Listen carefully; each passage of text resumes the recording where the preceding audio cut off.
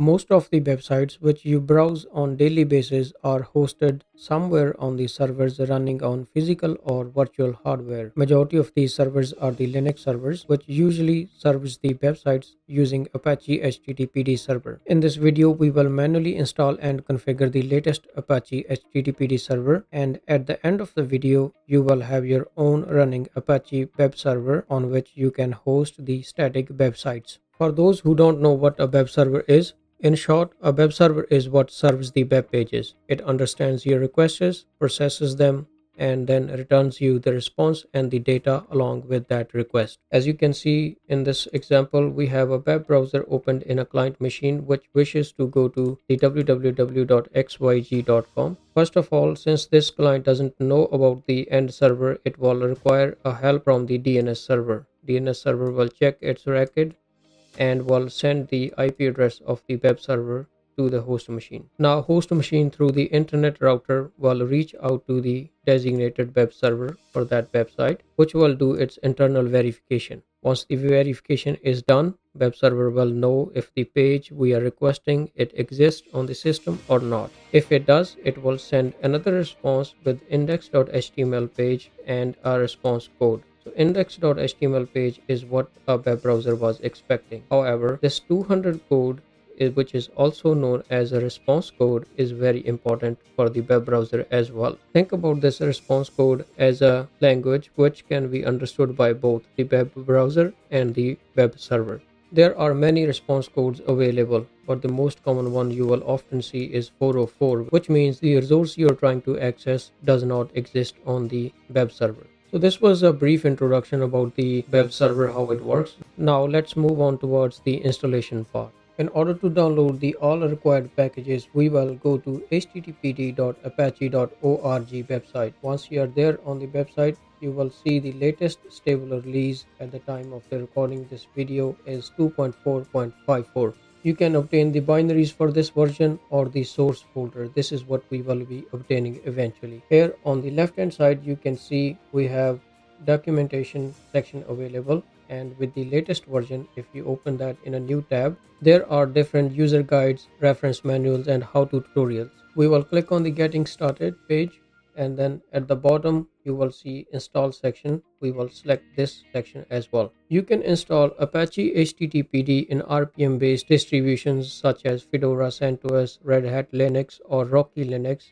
with the yum package manager. Other way to install Apache server is to manually download the binary files, compile them, and then install them on your designated location. This is what we will do. You must be asking, if the package is available through the package manager of your distribution, why would we install and configure it manually? The answer to your question is that most often the packages listed in those repositories for the distributions, they are not up to the latest version. To prove my point, I have connected myself through the SSH to the server where we will be installing the HTTPD. If I type yum info HTTPD and hit the enter key, you will see it will inquire the HTTPD package and will tell us what it knows about this package. One thing you have to notice is the version number. The latest released stable version is 2.4.54, whereas the yum repository only knows about 2.4.37. Even you type yum update, this package still will not be updated. Back on the same screen, we will follow these instructions to download and compile the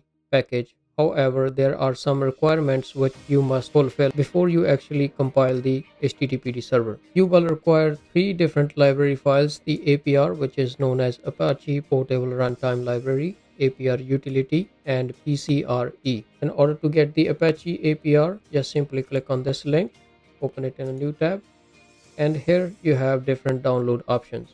Now let's download our HTTPD package. We will right click on the source file and copy its link. Back in the terminal window, I am in the OPT software directory, which is empty at the moment. This is the directory where we will download the source file. So I will simply type wget and the URL we copied. Press the enter key. Now we have the HTTPD package available. Next we will download APR and APR utils. Go back to the APR page. Here click on the download button and you will be redirected to another page. We will need APR 1.7.0 the latest version, we will right click on it and similar fashion we will select copy link. Once the link is copied, we will get back to our terminal and do a wget with the pasted link in here. Hit enter, do ll to make sure we have the package we wanted, and this is present in here. Let's download the APR utility as well. So right click on it, copy link, go back to the terminal window, do wget and then paste the link we copied, press enter key. Last requirement we have is to install the PCRE utility. In order to download the PCRE utility, you will have to go to the GitHub's PCRE page and then download it from there. Also, we can download the PCRE utility from the sourceforge.net website as well. I will post this link in the description.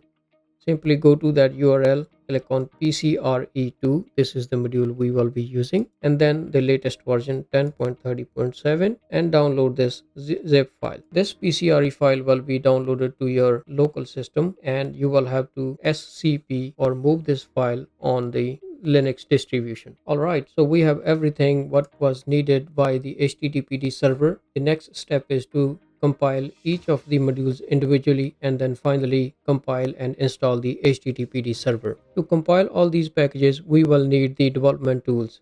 We can install them by yum group install and then the development tool. -y option makes sure you accept to whatever the messages come to you. This may take little longer depending on your internet connection as well. Once the development tools are installed, next we will untar our packages. In order to untar them, you will type tar-xf and then the package name. So first we will start with APR 1.7. Similar fashion, tar-xf for the APR utility and HTTPD utility. Finally, the PCRE utility as well. If we do list our directory, you can see 3 new directories are present in our file system. Now we will move back to the APR directory 1.70 and we will compile it. In order to compile the directory, we use this configure script. The configure script accepts a parameter called prefix. This is the parameter in which you can tell where do you want to configure this package other than its current directory. What I will do is I will type a path here called opt Apache 24 and then the name of the directory, which is APR. This is where the package will be installed. Once the configure process is done, we will type make. Okay, so the make file has been created. You can verify it with ll. As you can see, this is the new file which was generated just now. Finally, we have to install this package by make install. You can see the package has been installed under this directory. If you want to verify, you can simply do ll opt Apache 24, then hit enter key. There is a APR directory. Further, APR has different folders in it. In the similar fashion, we will go back. Now we will compile the APR utility. So we will move to the APR utility by cd command. Here we will type the configure again with a prefix to the same location where we want to have the APR along with. So this way it will be opt Apache 24 and then APR util. We have to supply an additional parameter which is called with APR. Whenever you compile APR utility, it requires the APR presence as well. We will do APR and then the location of the APR which we previously configured. So opt Apache 24 APR. Press the enter key. Let the configuration utility check its environment. Once we are done with it, we will do make. This will create the make file again.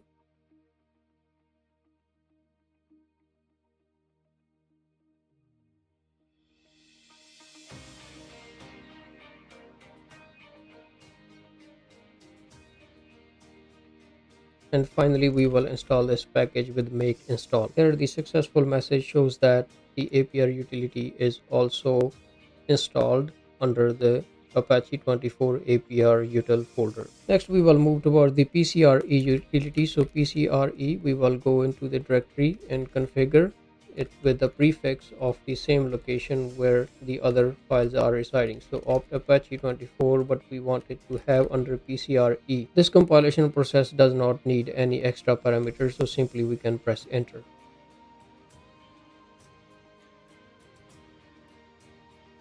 Once the process is done, we will do make and make install. And symbol in here will make sure the first command is successful, and once it's done, the next command make install will be executed at the same time, so we don't have to type it manually again. Alright, so our PCRE is installed as well. We can verify it with OPT and then Apache 24 listing. You see we have 3 folders over there, and these are all the libraries you needed for the HTTPD installation. Now the fun part begins. Finally, we will install our own web server. Move to the HTTPD directory. Here you will see a same script named as configure. We will run the configure script here again, but this script now accepts few parameters. The prefix parameter defines where we want to install this Apache server. So we will want it to have an Apache 24 directory which resides in OPT directory. Additionally, because the requirement was this server needs the APR, so we will put the parameter called dash dash with APR and the location of the APR, which is also Apache 24 APR. Similarly, with APR utilities, which are also installed under OPT Apache 24 and then the APR util folder.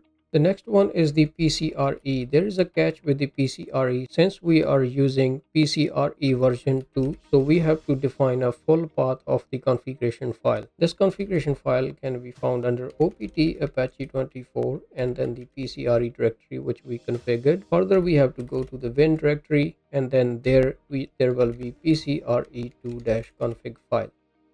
Now simply press enter. Okay, so we have an issue which says the APR utility is not found. Okay, so the issue, I made a typo in here. This should be APR util instead of utils. So we will delete the S and then press the enter key. Now the configuration process is similar to the processes we have already seen earlier. Once it's done, we will type make and make install. This may take a while depending on the system performance you are using and because there are multiple packages involved, so just be patient, let it finish and then we will come back again.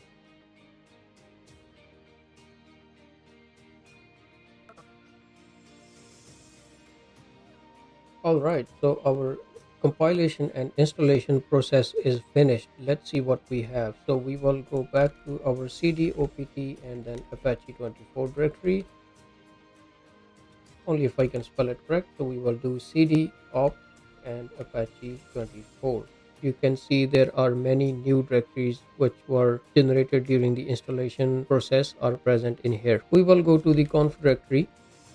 Conf directory hosts the configuration files related to your web server. The main configuration file is known as httpd.conf. So we will edit this file. Let's try to understand its contents. The server root is the directory where the Apache server will be living in. In our case, it's OPT Apache 24. Any paths will be the relative paths to this server root directory. Next important parameter is the listen port 80. So this is where your web server will be listening the web request is on. By default, the port 80 or HTTP is used.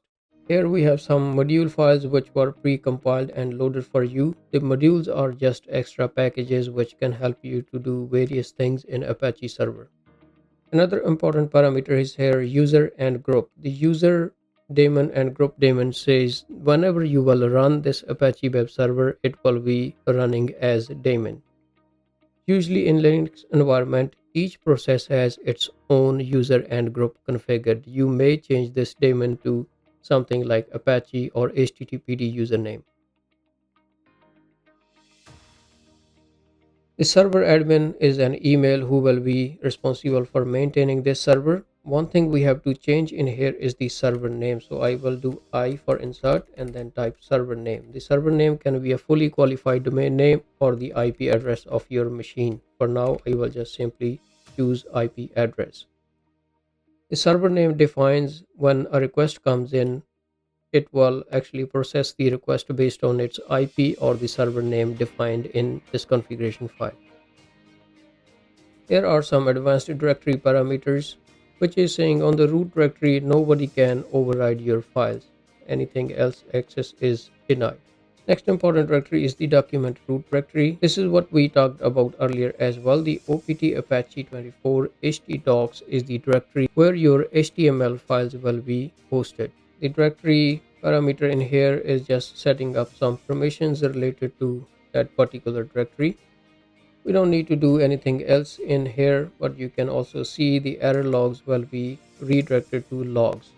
Now if you notice in here, this logs folder does not have an absolute path. It only says logs/error_log. So logs is actually referring to the server root /logs directory. Next, we have defined the way logs will be collected. So in a warning fashion, and then the format of the logs. So %h tells us which host, for example, t times what time somebody made a request, and so on and so on. User agent tells you the information about web browser which end user is using to make a request. We will scroll down further. This is the configuration files related to some CGI win stuff. We don't really need to do anything about it for now. And finally, this file ends in. So we will save our changes and quit. We have all the minimum required configuration to start our Apache web server now. Let's try to start it.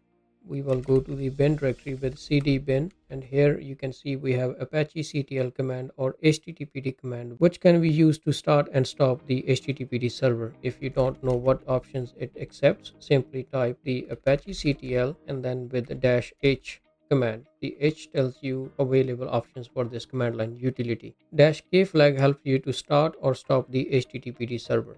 So let's run this command. We will type Apache CTL -k and then start. We will do ps aux grep HTTPD. As you can see, there are multiple HTTPD server processes running, which means our HTTPD server has been started.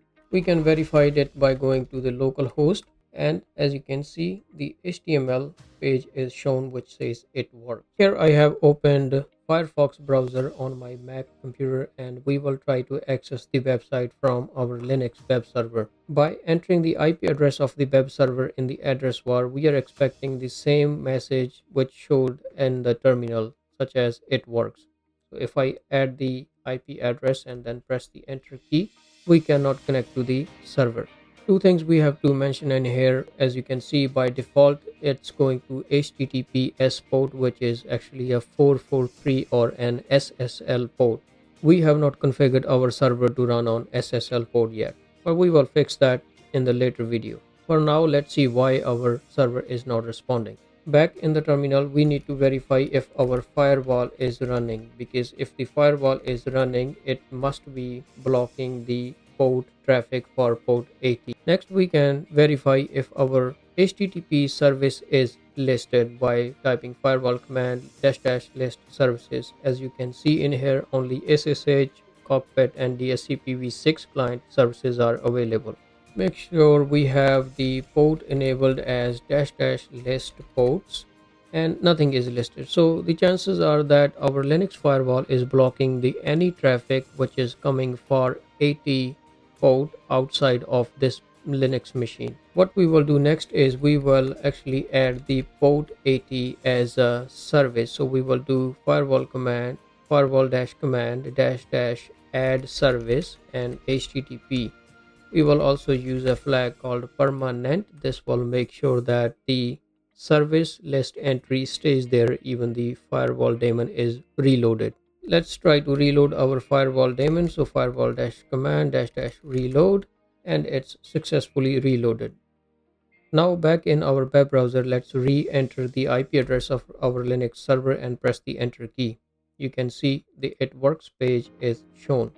If in case you are wondering where does the it works page coming from, we can check that. So if you remember, in the past we said that there is a htdocs directory which hosts all your static web pages, and by default a response is collected from that directory. So let's move to the htdocs directory and find out what is in there. Here we have an index page, and if we try to open this page, you can see the contents of the page. It says it works. We can modify its content, such as I am running from a Linux server, and then save this and exit from this file. In order to make the changes in effect, we will have to restart the Apache instance. We will go back to the bin directory. Here we have the Apache CTL with K and then stop. Then we will start it again. Right now our Apache is running again. We can verify it with psx and grep httpd.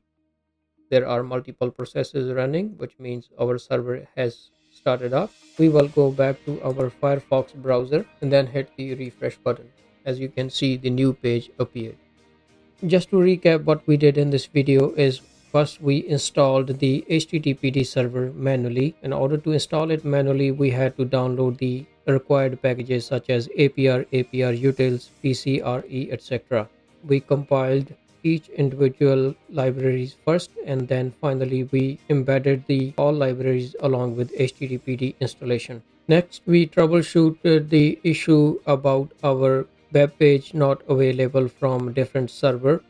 The firewall was causing the issue, so we had to add the list of services or the list of ports in order to let the HTTP traffic in our Linux machine. Last but not least, we changed the contents of the index.html file to show you that the new files are being hosted in the htdocs directory. That's all for now. Let me know if you have any question or concern in the comment section below. The main purpose of this video was to show you how you can install and configure the Apache server manually rather than using the repository packages available in our Linux distribution package manager such as Yum. We can also enhance this server further with SSL and other functionality such as load balancing, etc. Let me know if you are interested to know in the comment section below. Don't forget to like and share this video and subscribe to my channel. I will create more content for you guys, and until then, goodbye.